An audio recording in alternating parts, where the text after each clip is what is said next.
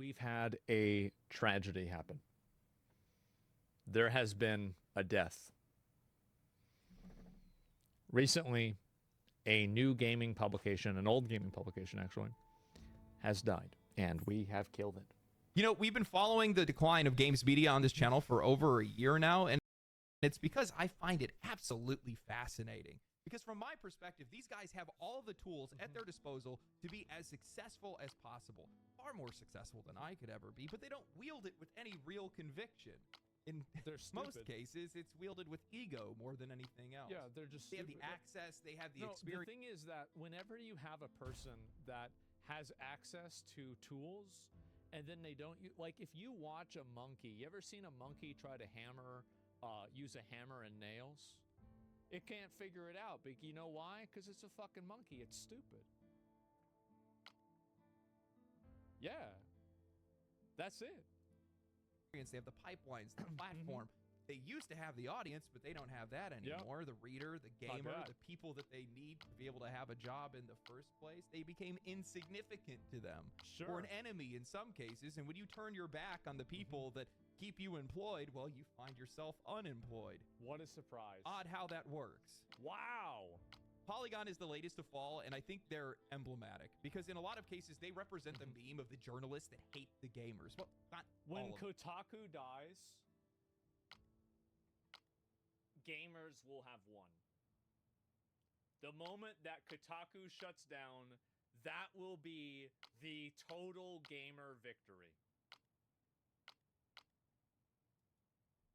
Just the ones that they disagree with, which just so happens to be the vast majority of them, which doesn't work out very well. Celebration for them. stream? Yes, but, it will be. You know, talented writers know how to cross that bridge. Maybe that day I'll be going through the job application process to work at Burger King.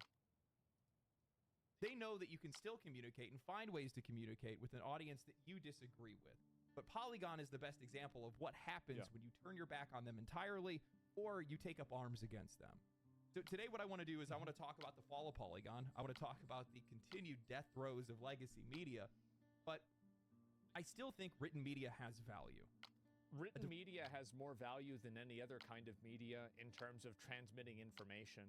The problem of why written media is dying, there's two problems. Number one, written media has been co-opted by people with biases, and those biases are so overt and so badly hidden that it just basically alienates anybody reading it because they realize that they're reading bullshit. So that's number one. And number two, people are becoming less verbal and less proficient in reading. So people are getting dumber and the articles are getting dumber. And you put those two together and you don't have a lot of people reading. Diversity of opinions and platforms is necessary.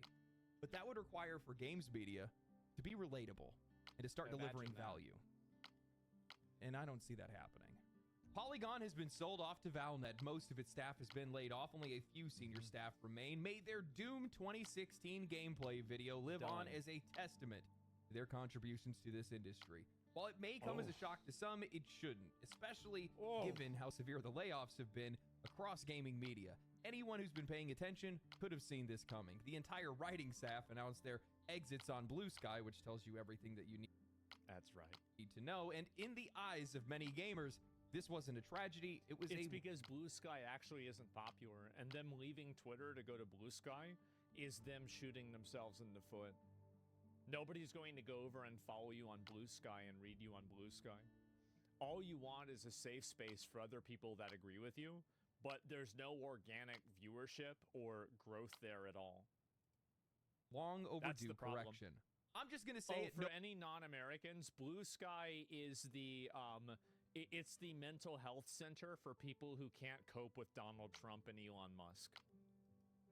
Nobody reads gaming articles like they used to. I've documented this decline before, but it's worth reiterating just how far these platforms have fallen. Legacy sites like IGN, Kotaku, PC Gamer, GameSpot. Oh no, he's not bringing out the graphs.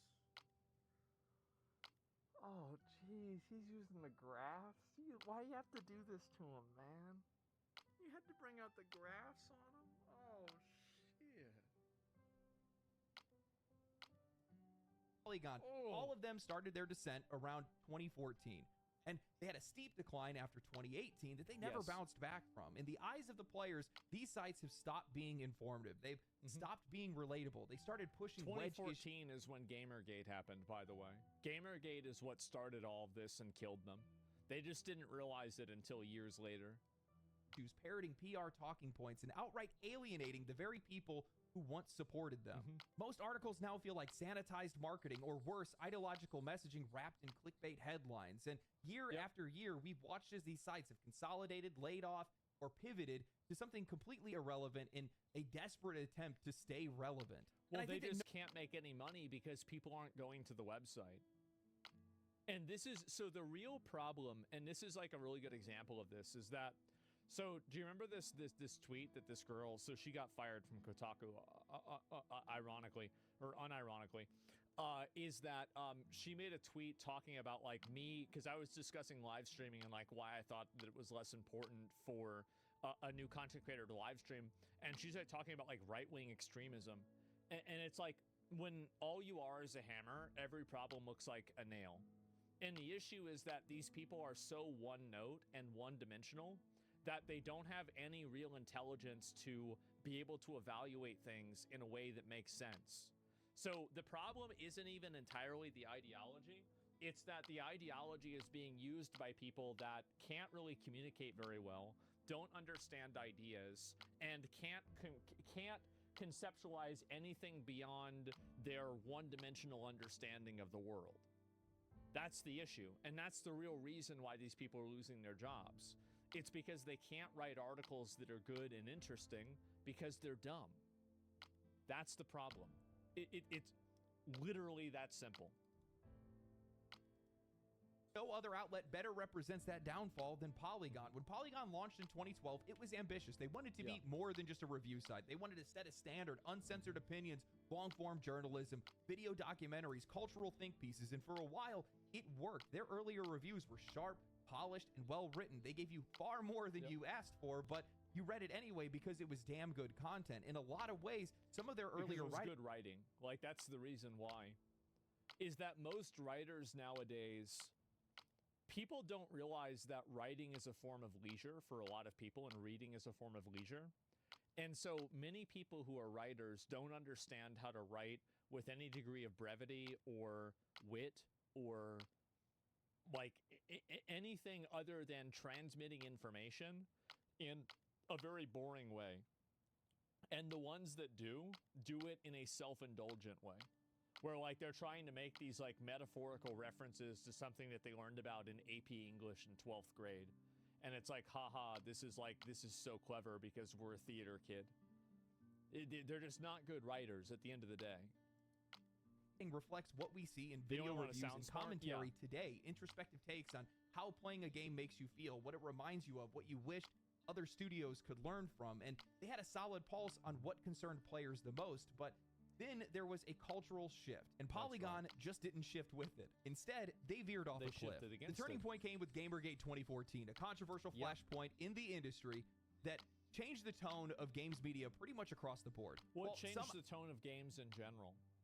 I think that almost all of the problems with video games now, in terms of like any of these social messaging issues, can be tied back to Gamergate. I think that is, it is unironically the original sin. Outlets were a little bit more cautious. Polygon went all in, leaning into this activist-adjacent, socially progressive lens that they began to frame every game through identity politics. Suddenly, Gamergate, for anybody who doesn't know, it was like 2014. This like girl got exposed for having a sexual relationship with a person who wrote a review for her game. And then it was kind of like a watershed moment where, or straw broke the camel's back, where as soon as this one thing came out, there were a lot of other instances of journalistic behaviors that were unethical, right? Like, and also like, by the way, it's okay to write a review of somebody's game, but you have to disclose that you're in a relationship with that person, right? I mean, I think that would be logical. And honest, thanks for 10 subs. I appreciate that. And so, yeah, games Risk of Rain too. And so that's really what it is. And so unethical quid pro quos. Yeah, exactly. Like, so like Total Biscuit gave an example of this, is that Like, somebody sent him a video game to review, and they sent him an Xbox to review the game on, to play the game on. And then they said, well, you can just keep the Xbox after you get done reviewing the game. Well, if you do that, you're obviously giving somebody consideration, and when you give somebody consideration, there's a reason for that. It's because you want something back. And I think that type of quid pro quo, you know, like, and it's this for that, which is like Latin, basically. It's like saying, like, we're going to do one thing for you, and then you're going to give us this back. That's what that term means. And so that term and, like, that prevalence caused gamers to feel like all of the media and the things that they were receiving were completely inauthentic and wrong. And that criticism was shifted to being that, like, oh, well, because it's with a woman, that you're not mad about this thing, you're mad because it was a woman. And so it got shifted from being a concern. And by the way, I'm sure there was a degree of, like, negativity towards women, just like there always is. But it was maligned as that. And you see kind of what I'm saying about how this happened? Yeah, it was framed in a way that made it, like, misogynist, as, like, gamers are bad, etc. And that's what I think radicalized a lot of gamers against games media. And that's why so many gamers have been celebrating the failures of games media, is because games media participated in this unethical behavior and also this complete mischaracterization of people that play their games in general. The reviews weren't about what a game did well. They were about what it failed to represent. And I think their review of Bayonetta 2 is probably the best example of this. A mechanically brilliant action game, well-loved and reviewed across the board. And they knocked it down to a 7.5 out of 10 because the reviewer didn't like how sexy the main character was. Not because... It left me asking how many different ways Platinum could find to run a camera between Bayonetta's legs. What's funny to me about this is that you think that's a problem. That's why people play the game. Let's go. The gameplay, not because of the performance, because of problematic sexualizing. It's sexist, gross pandering. It's totally unnecessary. I disagree. I like it. And I think this is the problem, is that back then a lot of gamers tried to make it out like, oh, it's art or it's whatever. And I think what's really kind of caused a lot of these people to lose relevance is just the accepting of, yeah, I know it's completely sexist and it's total gooner content and that's what we want, give it to us right Essentials now. Only. And I think really what proved that to be true is gacha games. Every gacha game, look at any subreddit and it's all fan art of the female characters making out with each other. That's just how it is. Telling people what to do. Yeah, exactly. We're now okay with saying we like boobs. Yeah, but you remember, right? Look at the creator of Bayonetta. I know that there's plenty of women that are okay with displaying sexuality. But what my point is that I think that a lot of men felt insecure about doing it. And I think now that it's more socially acceptable to do that, guys are more than willing to say, like, yeah, that's exactly what we want, so give it to us. And I think that's one of the other big reasons why now I think these people are losing the narrative war. This is the kind of scoring that doesn't just confuse people, it infuriates them. Polygon wasn't just judging the game, they were judging the player. While not saying it overtly, they were saying that this is the kind of content that shouldn't exist, and you shouldn't be okay with liking it. Then came their review of telling people what to do. Come Deliverance, where they called the game woefully bland and claimed that women in the game seem to only have 3 functions. They either perform as two-dimensional sex objects, fetch water from a river, or do needlepoint. Ignore... I've got bad news for you about the 1400s in Europe. I've got really bad news.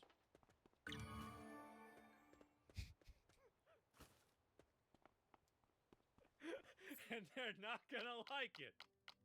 The setting, 15th century Bohemia, ignoring Teresa, the woman that saves your life, protects you, and then shares one of the most emotionally grounded relationships that are in the game, ignoring the historical context entirely because it didn't fit the narrative that they wanted to push. Exactly. A game that prided itself on historical accuracy needed to bend itself to popular media trends and revisionism instead of just letting it exist as a contrast to how far we've come as people and as a civilization. I don't think these outlets or these writers understand the kind of damage that this approach does. Not only does it do damage to their own credibility, but it does it to the games themselves. Contrast matters. Games that are exploring historical themes or history itself should be able to present that. Well, it looks like bullshit. Like when I'm playing a historical game and then they have a bunch of female, like, warriors, I'm like, okay, this is one of those bullshit weird games. Because everybody knows that didn't happen. Like, and then also like, oh, but there's like Joan of Arc or like 3 other examples. Exactly. That's the point. Yeah, anytime I see that kind of stuff, I immediately am like, oh, okay, it's one of these games. That world as it was, not as it used to be. So rather than allow creative talent to stand on its own, the media often demands ideological conformity, filtering everything from modern social commentary. And when the game doesn't comply, they wield their platforms like weapons, shaming these developers, poisoning discourse, and trying to turn the audiences against them. He's completely right about this. He is 300% right about this. Is that they weaponize their platform. And the thing is that, and this is the reason why I do the same thing now. Because like these people are never going to stop doing this. So the only way to fight back against this is to do it back to them. And by the way, there's a lot more of us than there are of them. As you can see by the fact that my channel is doing really well, and they're laying people off. Keep going? Oh, I will. Final Fantasy 16 would do the exact same thing. Square Enix wanted to tell a grounded Northern European-inspired story. Oh, right. Explain why.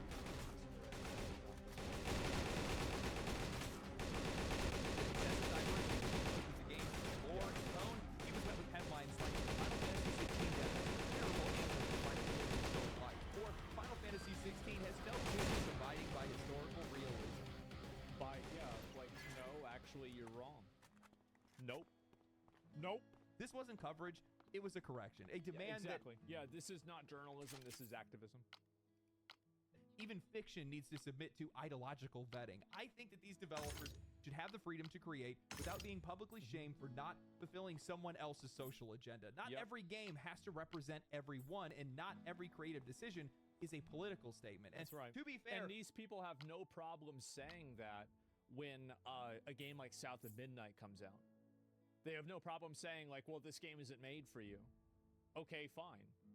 Well, what about when a game's not made for you? Okay, well, that has to change.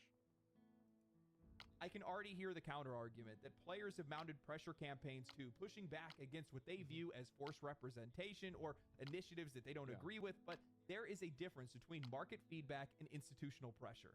One affects sales, the other shapes perception. The media controls how these games are framed and who sees them. When they start pushing... exactly. Like, they push the narratives and they try to force these things into video games, and they create a chilling effect inside of game development, where if games don't capitulate to their behavior, they will write stories and tell lies about these video games in order to make them look bad.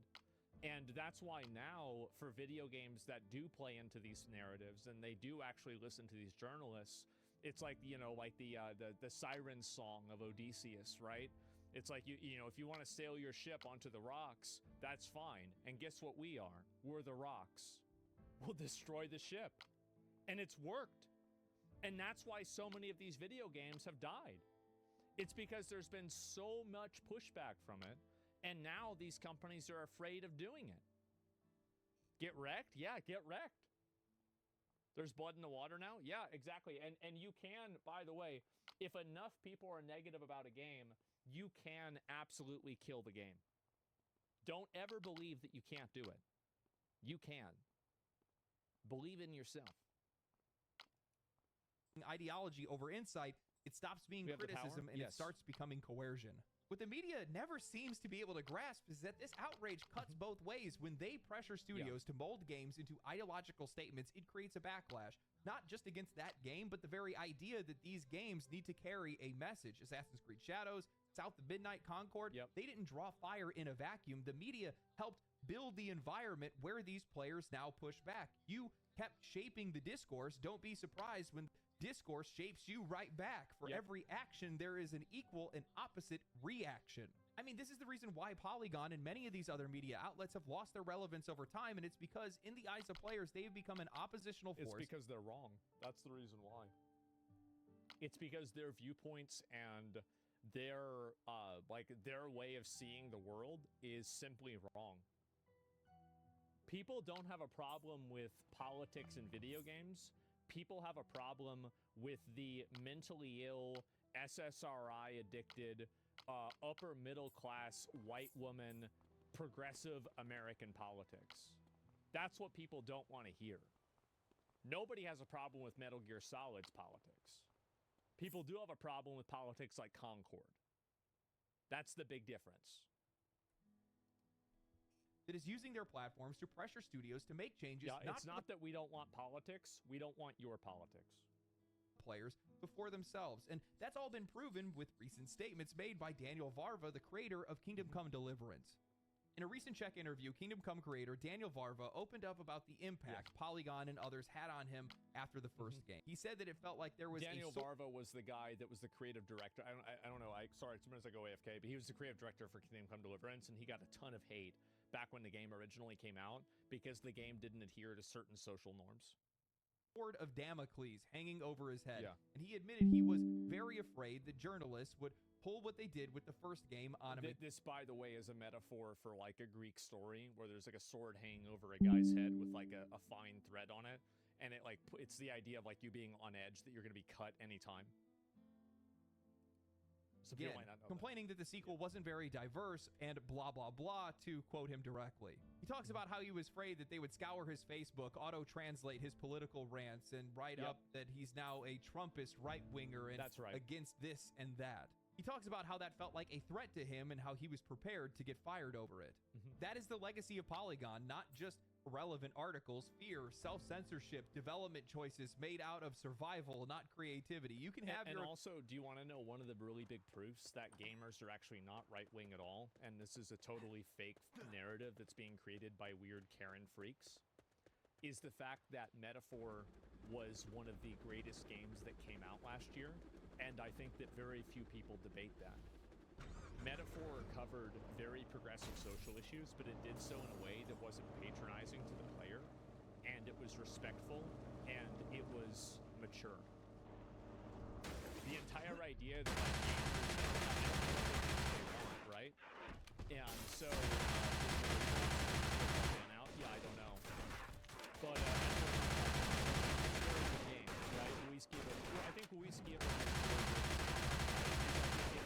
If he was a villain, he would not be intelligent. He would not be well spoken. He wouldn't be able to discover the king's magic. He would have just been like this big, dumb, open that nobody likes, but we have to kill him. Right? He wouldn't be attractive. Exactly. On Varva, choices are made. This is what happens when coverage turns into arbiters instead of critics. When review sites become weapons instead of industry observers. When the players see the media wield this sort of influence, when they see them fail to represent them, what do you think the end result of that is going to be? And it's not like they've only done this once. They've been doing it the entire time with articles like Yakuza examines masculinity with care but leaves women out of order.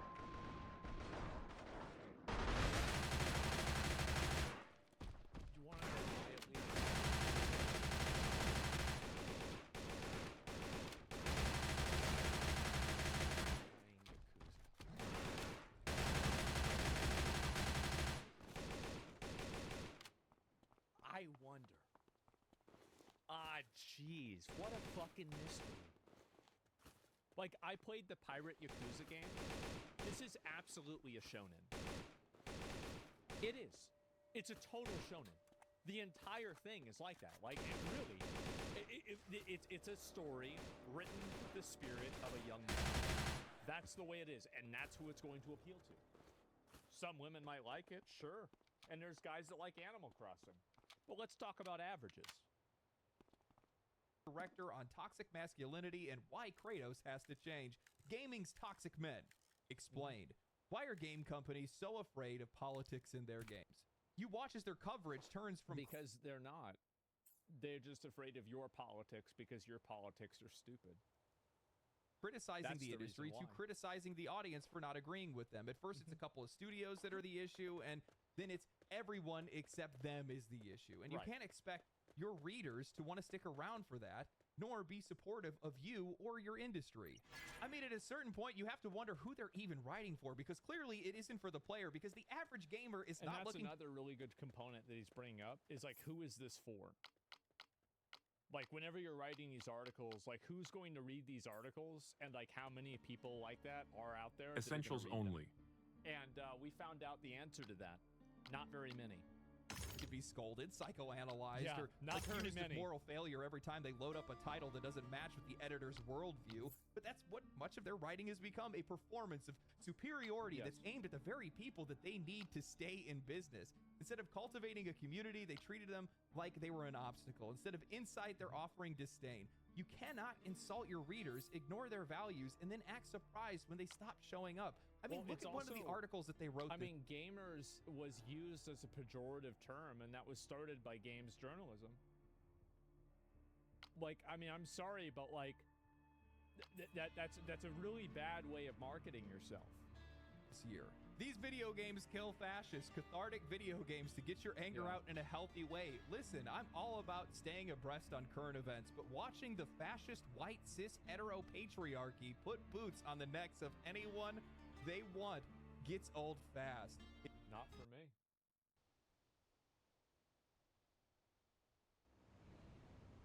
I loved Space Marine 2. It was actually amazing. Yeah, I had fun. It was great. If you feel like dismantling the systems of oppression with wanton destruction, these games provide the sweet feeling you get from bringing the ruling class down a peg. This is written by some fucking, like, either fat as fuck or 90-pound kid that's, like, at Starbucks. Like, this is a kid that has to, like, cry in his bathtub if the DoorDash delivery driver rings the doorbell instead of leaving the food at the door.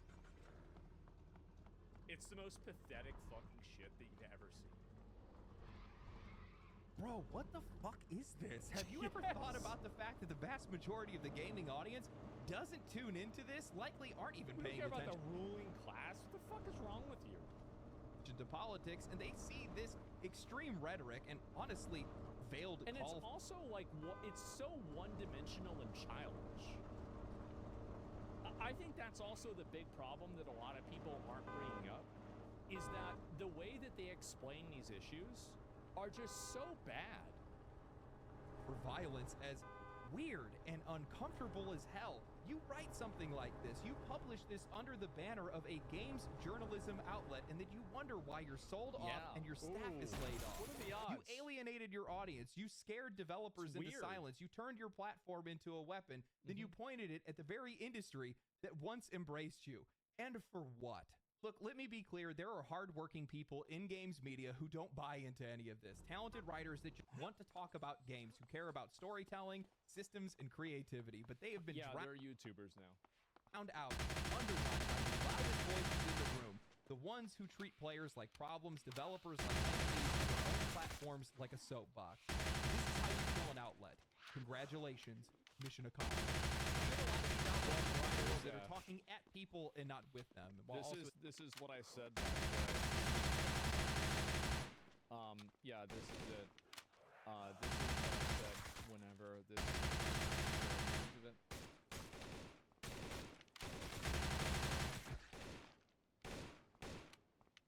Welcome home.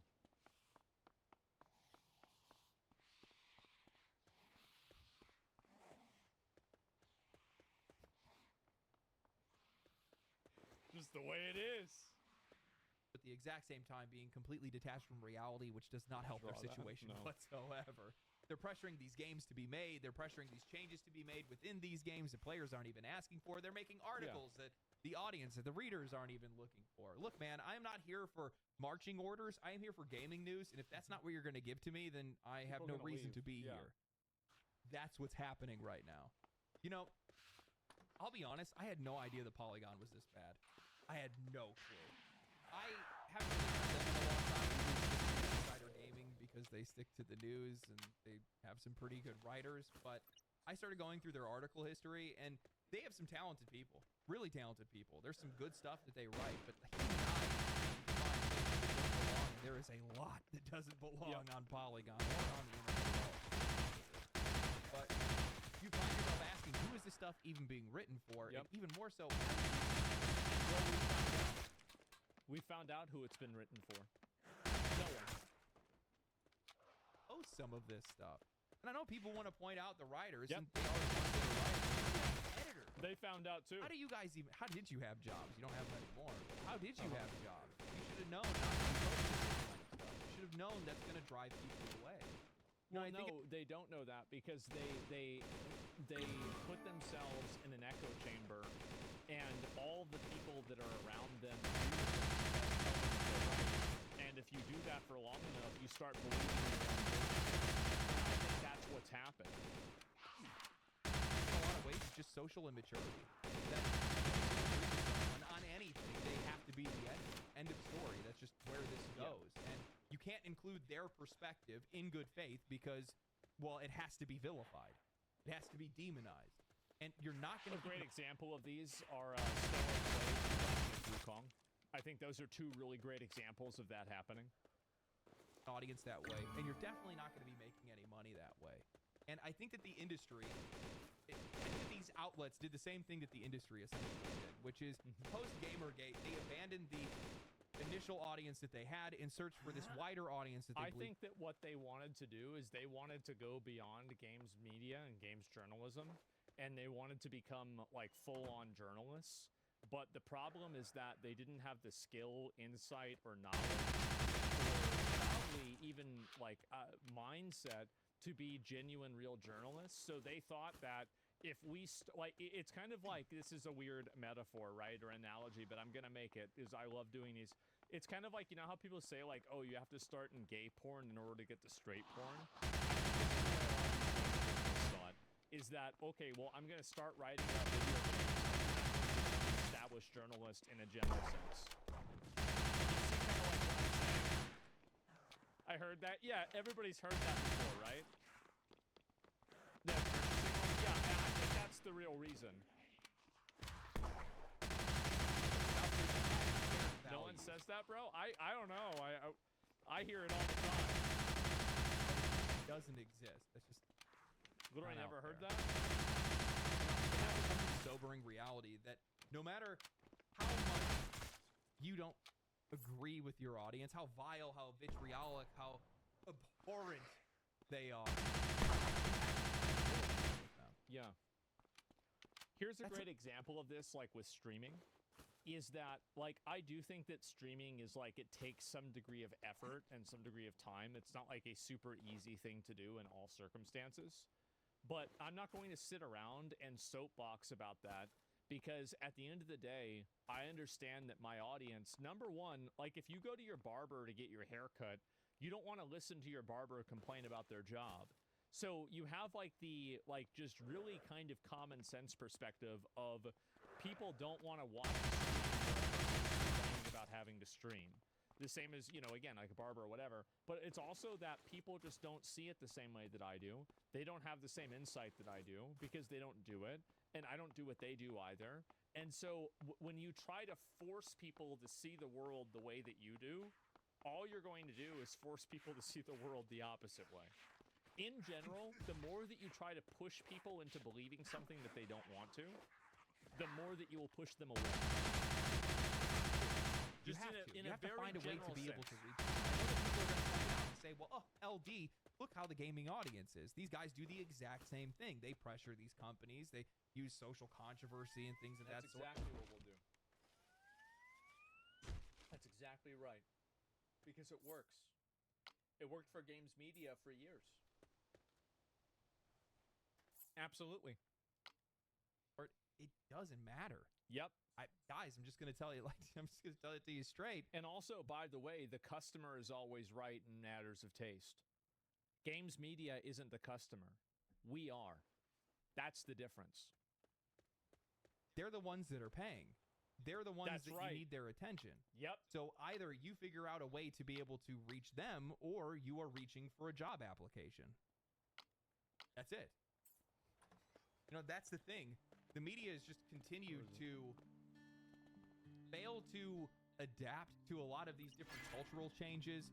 Even the way that media has been consumed over the years, a lot of that has changed. They haven't adapted to any of that. And from my perspective, while it might be Polygon today, I think they're all going to be Polygon tomorrow. I'm sorry. Good one. Guys, we aren't just losing Polygon, we are starting to lose all of them. In an article written by Christopher Dring titled "The Number of Video Game Articles Dropped by Over 100,000." That's a good start. In quarter one, he writes, the top 135 video game websites published over 635 articles in quarter one this year. That's right. Press engine data reveals. That's a drop of over 13%, or more than 100,000 articles compared to the same period in 2024. That number covers reviews, news, guides, features, and code pages, and includes websites from all around the world. A lot of the biggest drops were at guide-based productions, but there were also big declines amongst major media outlets, including IGN, GameSpot, Famitsu, and Eurogamer. It can get way better. The reason for this decline is no big surprise. According to Press Engine, it has seen 2,902 press contacts disappear from its database over the past 2 years. Those press contacts include amateur, part-time, and freelance journalists, but it ultimately highlights a significant drop in people writing about video games, with redundancies having hit almost every major media publication. There are other factors that are influencing the drop in video game articles, including a continued shift towards covering the biggest titles, a decision driven by changes to Google search engine. 100,000 fewer articles and nearly 3,000 fewer press contacts is a dramatic shift, but let's not pretend like this is coming out of nowhere. That 13% is a symptom, not a disease. The audience... It's only the beginning. It's only the beginning. Just keep that in mind. This is gone. The content isn't landing, and thanks to the changes in Google search algorithms prioritizing the biggest names, unless you're IGN, Forbes, or PC Gamer, you're basically invisible. Snowball? And even then, you have to wonder, who's even reading this stuff? I'm not even saying that to be cruel, but I would be hard-pressed to name more than a dozen gaming outlets off the top of my head, let alone 135. And that's coming from somebody who actually reads this stuff. But then again, what would those missing articles have been about? Well, some are going to be shot every definitely not. I'm wondering who's actually going to miss them. We don't need 15 articles all regurgitating the exact same press release. I've joked about this before, the media using return to form like it's a summoning spell every time a new game that they like to drop. But that's the reality. Same quote, same take, same structure, barely any variation. Take the That's also like he's bringing up a very good point about this, is the fact that a lot of the writing is at a it's boring, it's repetitive, it's not interesting. Yeah, it's like, again, if AI can only regurgitate things that were already written, and you're worried about AI taking your job as a journalist, then maybe I think you just self-reported. You know, maybe, right?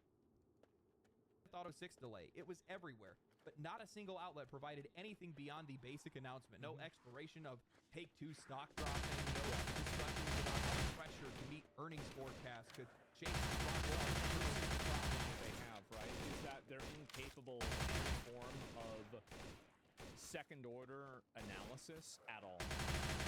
And the reason why is that they're so one-note with like the way they see things that it's boring to watch and it's boring to read.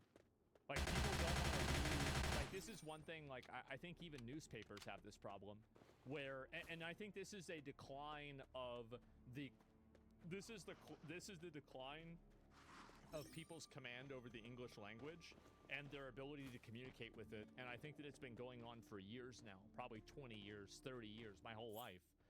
Like, I feel like every year people become less literate. Or set a precedent across the industry, just the same surface level reporting echoed across a dozen sites. That's not journalism, that's a carbon copy feedback loop designed to farm SEO. And of course it is, because it's all just a pipeline for ads. It's no surprise that players are tuning out. Most of these sites are unreadable without an ad blocker. Autoplay videos that are blaring over text, walls of pop-ups that choke out the there were porn sites in 2001 that were less intrusive than these different games journalism websites. Manage to navigate that and it's minefield. Not even close. Slam down on you mid-scroll. It's not just bad, it's an actively hostile environment for readers.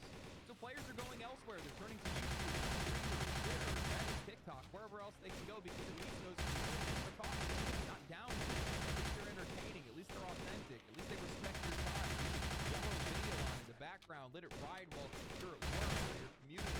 You get an actual discussion, not a barely rewritten press release. That's also another really big point, is that this is a meta-level shift in the way that individuals consume content in general, is that most people consume content through multitasking, and I think that's also one of the reasons why people like subtitles in movies, is because sometimes they'll be listening to the same at the same time.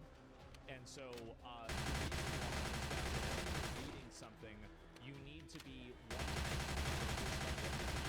whereas whenever you're listening to something, like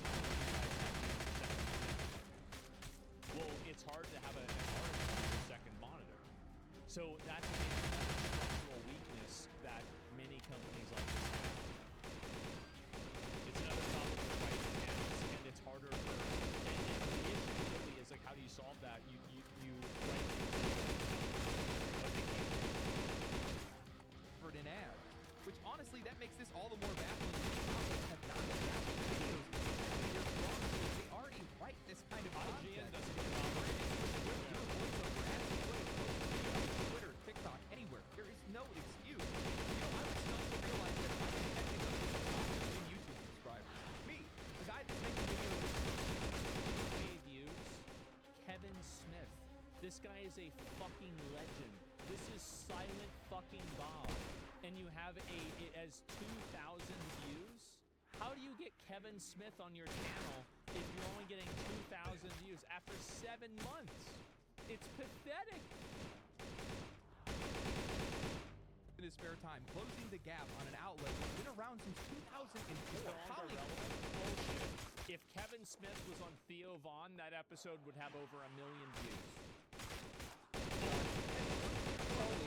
And sure, some of their videos actually get some pretty solid views, but they only post once or twice a month, and when they do, it's stuff that people didn't even ask for, like a lore video or a lore breakdown video on how Avowed does lore better than everybody else, a game that's already fading from memory and was widely criticized for being bad at lore.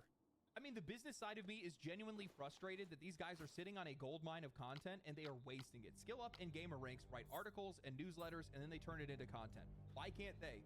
They write multiple articles a week, convert them into videos, double dip. Instead, they cry about AI stealing their jobs. Sue OpenAI, even though half of their writers are probably using ChatGPT, like you've seen. No, they're not using ChatGPT. If they were, the articles would be better. Their deadlines by spinning up slightly different versions of what everybody else is already written. The truth is there's no outside force. Not AI, not YouTubers, not Google. It's your own lack of adaptability. I would disagree with this partially. I actually do think that they're being right? Like attention spans are going down. The audiences are becoming increasingly polarized. You're pushing narratives that don't resonate with an audience, and you put all these things together, and it's death by 1,000 cuts. So it's not really just the fact that they are whatever. This is a problem that's facing all media. It's facing newspapers even.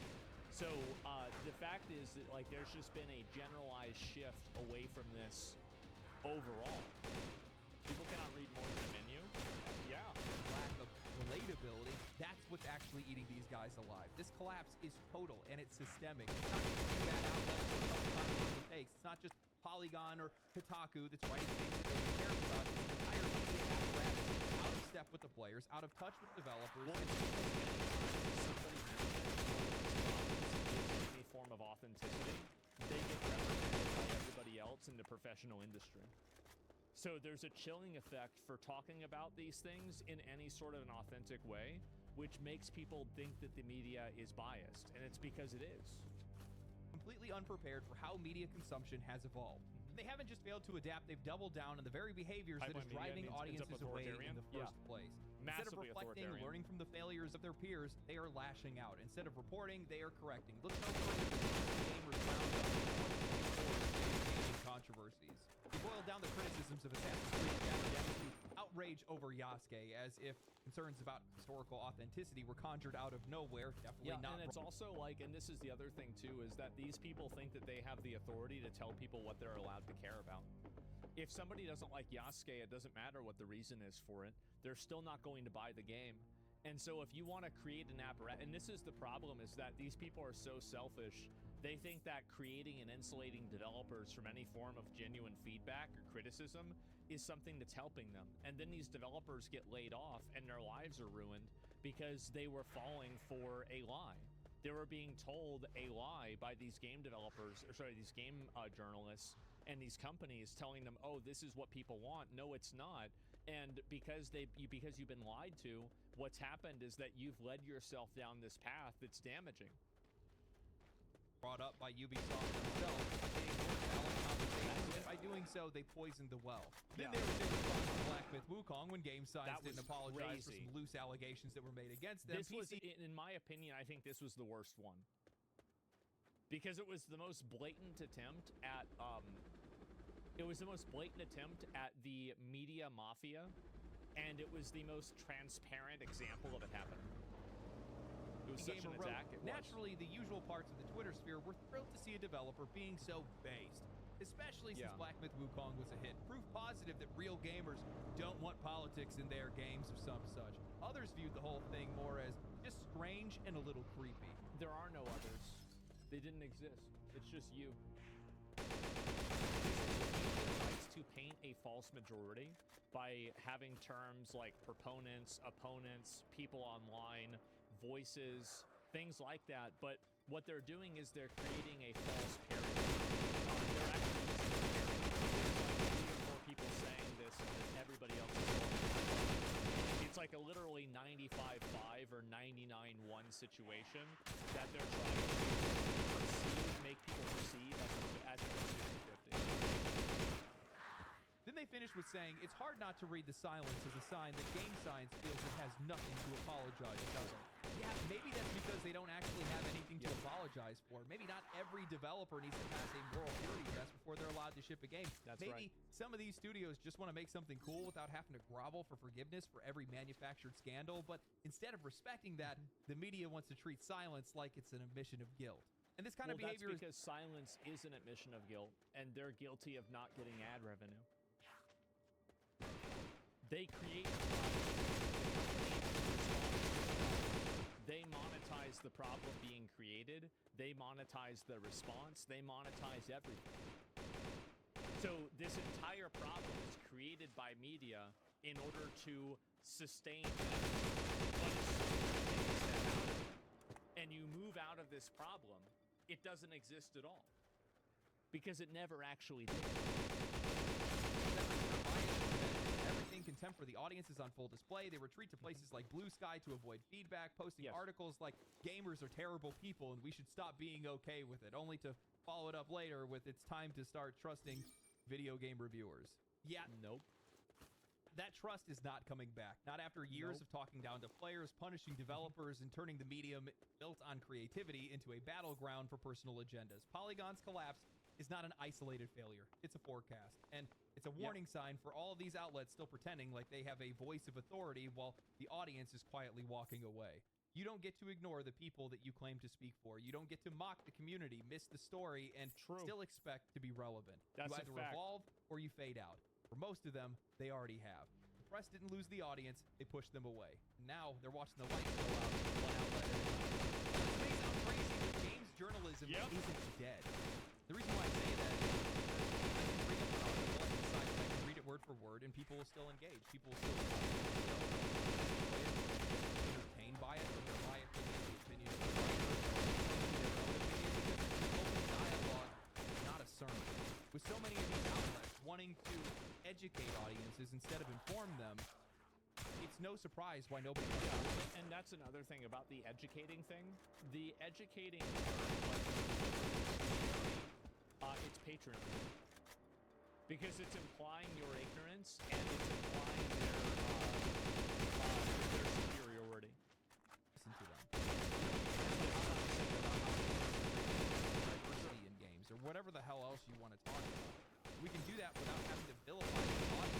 trying to reach in the first place? It doesn't make any sense.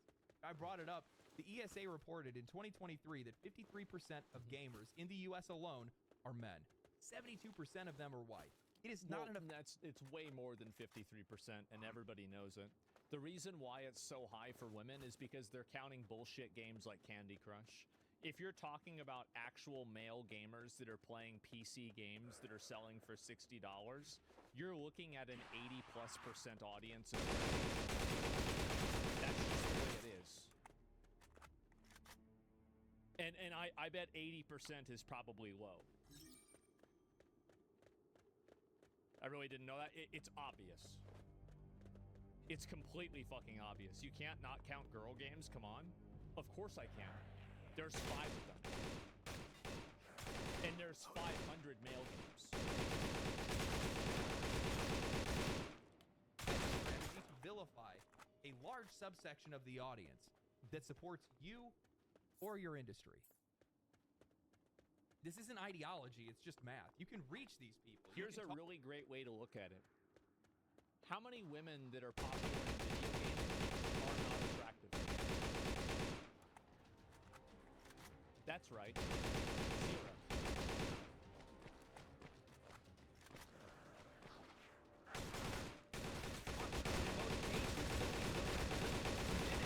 If you start using buzzwords and catchphrases and try to bring politics into the conversation, it's the minute that their minds turn off. They turn away from the conversation. It's not an effective. My point is that in all of games media and streaming and content that's made for video games online, it is a prerequisite to at least be conventionally attractive for a female to be able to build an audience. And the reason why is because primarily that audience will be male. That's a fact. That's it. Like, it's Frogan is not a streamer. She doesn't stream video games, number one. Like, that's not even the point.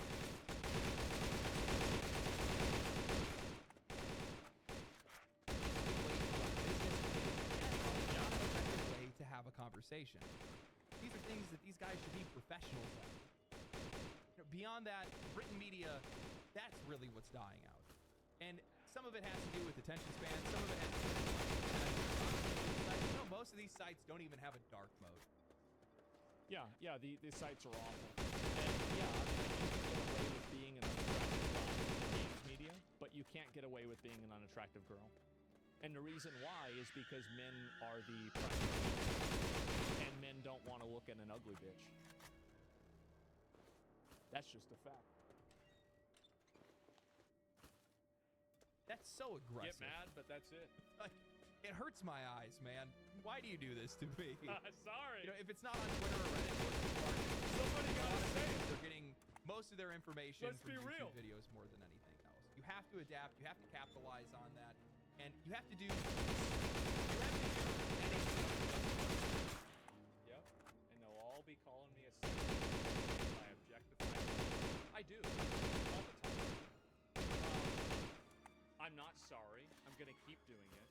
And you're gonna call me and that's wrong. Other than what you're doing right now, because it's not working. And to be honest with you, I don't really want all of them to go. I've said this multiple times. I do. There's tons of writers that I like. I do. And the minute that some of these folks start to wake up to some of this stuff is the minute things can get a little bit better. And I genuinely hope that they do. Yes. So hopefully some writers found some solid information, advice that they might take into their writing, or maybe they take into their YouTube career, or whatever it might be. Who knows? Thank you guys for watching.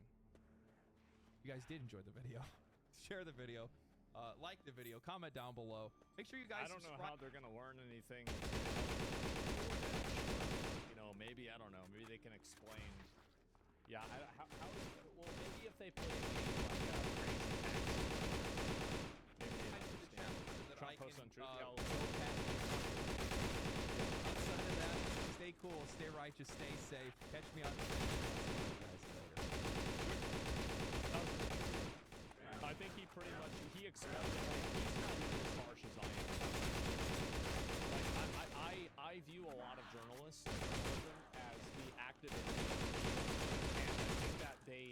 actively try to misrepresent, misconstrue, and mislead audiences, and they actively influence the public. Enemies of the state. I mean, I wouldn't say they're enemies of the state, but I think that they are enemies of the truth.